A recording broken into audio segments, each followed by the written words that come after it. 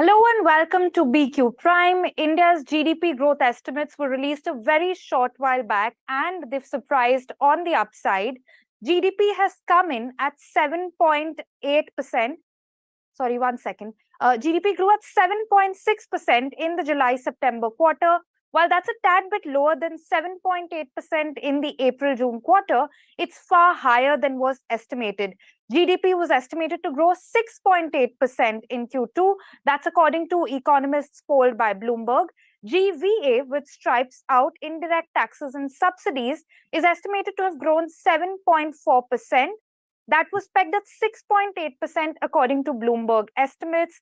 Now, if we have a look at sectoral trends, manufacturing, construction, and utilities all saw double-digit expansion on an annual basis, while agricultural growth was tepid.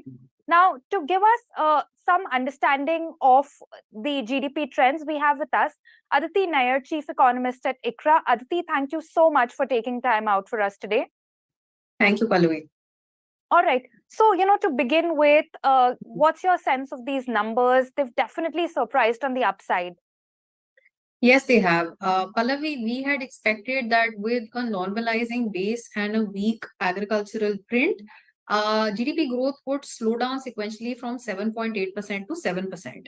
And as you said, it has come in at 7.6%. So it's a fair bit higher than our expectation, even though what we had penciled in was higher than the consensus. When I look at the subsectors, there are a few that met our forecast, a few that have fallen short, and a few which have exceedingly surpassed what we had penciled in.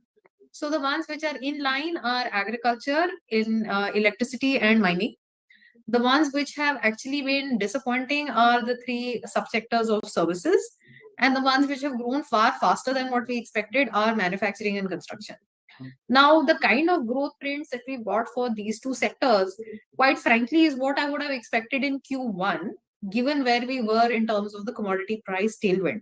So I was surprised that these sectors had a more moderate growth in Q1 and that they've had such a high growth in Q2, which leads me to wonder two things. One, whether there is going to be some revision in these quarterly numbers, some rebalancing later on when we get the revised estimates. And second, to the extent that it is commodity price benefit, which has pushed up the GVA growth for these two sectors in Q2, it's possibly something that may not sustain in H2. So that's something we need to keep in mind when we are forecasting what these numbers mean for growth outcomes in the second half of the year. Okay, so Aditi, assuming, of course, that there's no significant revision going forward, that's something we, can't say with certainty at this stage. Why do you think we are seeing higher than expected growth in sectors such as manufacturing to begin with? So manufacturing, I think, large extent will be the margin benefit for the listed corporate sector coming in from the YOY decline in commodity prices. So again, here is basically what the confusion is. This benefit was actually a lot stronger in Q1 if we simply look at where commodity prices were, which is why we had expected the Q1 numbers to be better than what the NSO had pegged. Anyways, I think when we look ahead, the commodity price tailwind in any case is going to start easing off. So where volumes are and where domestic and export demand is going to play a much bigger role in the second half of the year. Okay, all right. But, we also saw core industry data come in a short while before GDP, and that's also fairly strong at this stage. So what's your reading of that? So that is data for October, which is a month that is besieged by significant base effects for two reasons. One, of course, we had a shift in the festive calendar, and we also had, weak rainfall in the month of October. So possibly what we really need to do across all high frequencies is wait for the November data to come in, because October and November are going to paint a completely different picture for some high frequency indicators. So we should not get carried away by high growth trends for October, which had fewer holidays as compared to October of 2022.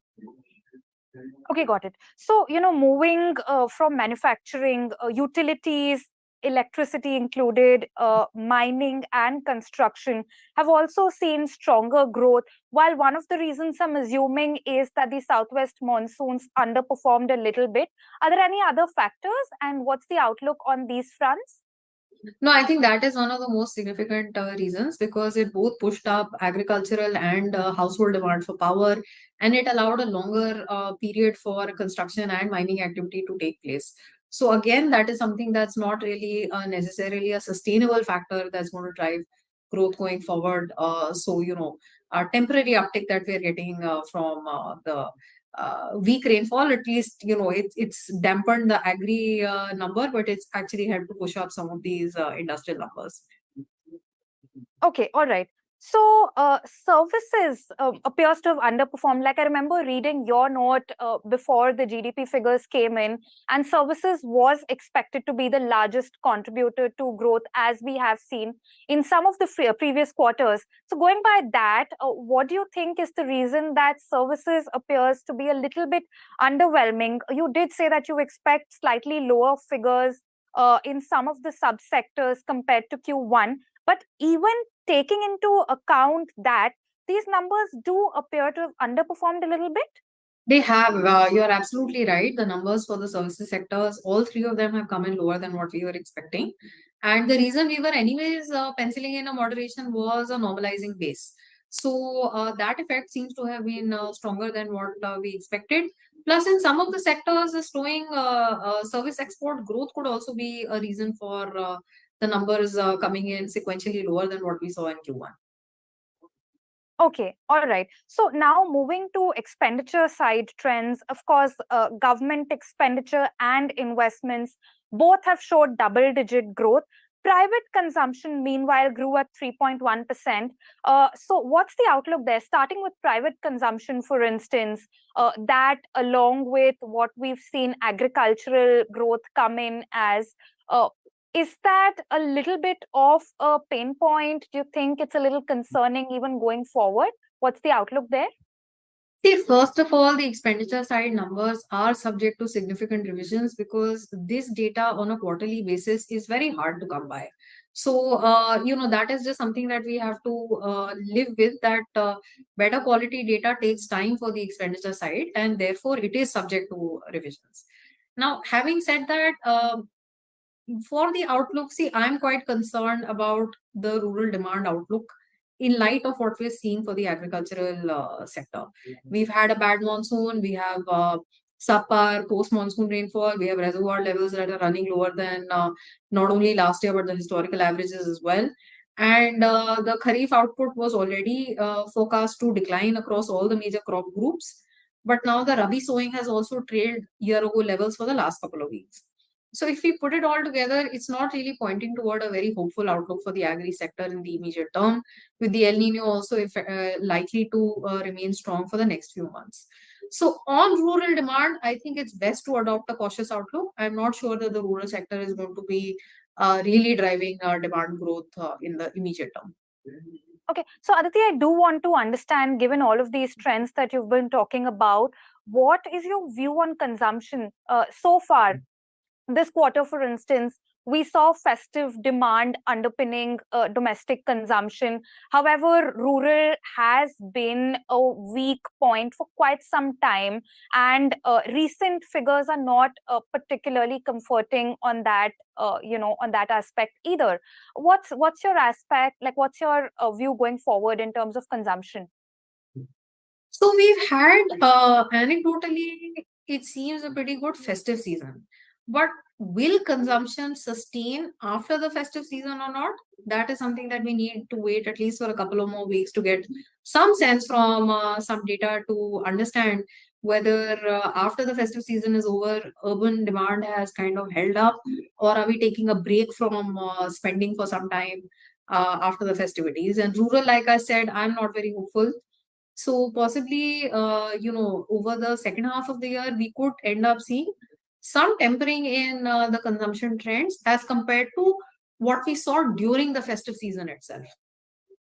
Okay, all right. Moving to government consumption expenditure as well as investments, would it be fair to say that on those two fronts as well, we can expect some moderation going forward, considering the government has front-loaded capex activity and the outlook for investments also remains a tad bit unclear given the weak external conditions, upcoming general elections? What's your take on both of these? You're quite right. As far as government capex is concerned, both the center and the states have front loaded their spending in H1. And specifically today, we got the data for October for Government of India, and we're already seeing a contraction around a 15% contraction in the capital spending in the month of October. And this is not even the Diwali month in 2023, right? So possibly even the month of November may not see a very good outcome in YOY terms as far as Government of India's capital spending is concerned.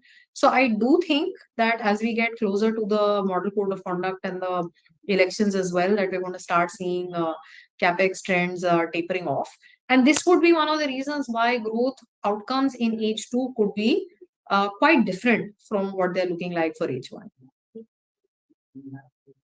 Okay, got it. So, considering that today's figures have significantly surprised on the upside, but as we've discussed, the outlook for H2 is definitely a tad bit weaker than what we've seen in H1.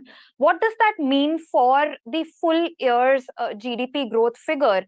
Taking into account today's figures, do you think there's still some scope for seeing better than expected figures for the full year? So we were at 6% full year growth for FY24 before seeing today's figures. And given today's upside, we're revising it up to 6.2%. So we're still not very hopeful that optically the numbers for H2 are going to look good. Looking at October numbers in isolation is not going to give us a very clean trend. So we are going to wait to see the high frequencies for November as well before reviewing how much we need to change the 6.2% forecast up or down. So this revision is simply coming in from today's higher than expected Q2 figure. All right. Thank you so much, Aditi. We'll keep in touch as we continue to cover today's GDP figures. Thank you.